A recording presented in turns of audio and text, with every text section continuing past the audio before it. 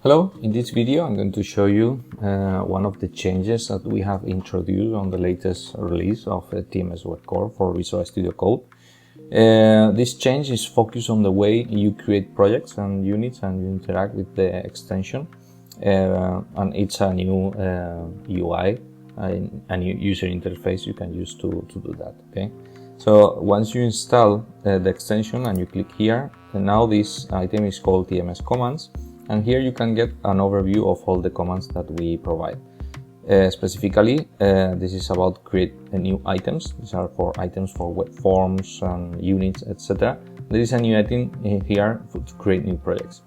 In any case, you can also access all the commands for editing, for running applications, for installing packages, and to get help.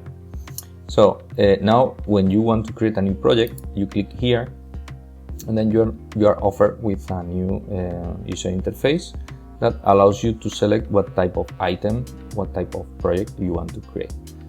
Here you have like a recent project templates area in which you will get the items that you have used recently. For example, the last item I was using was to create a new TMS web application, and you can simply double click here and you are going directly into the creation of that type of application.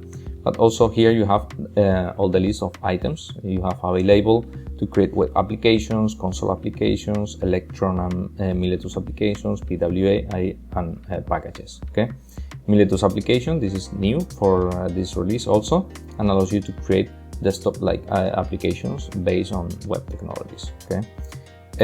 Also, you can filter out the items. For example, if you want to select what items allows you to create a macOS application, then are these ones, an Electron application or a Miletus application. Okay. In order to create a new application, just click here. Okay. You can also double click and will perform the same action as next. So I'm going to click on next. Then here you can select the name of your project. I'm going to leave it as the default one. Also, just remember that you have here like a brief of the item that you are using, a TMS web application using Object Pascal as base language.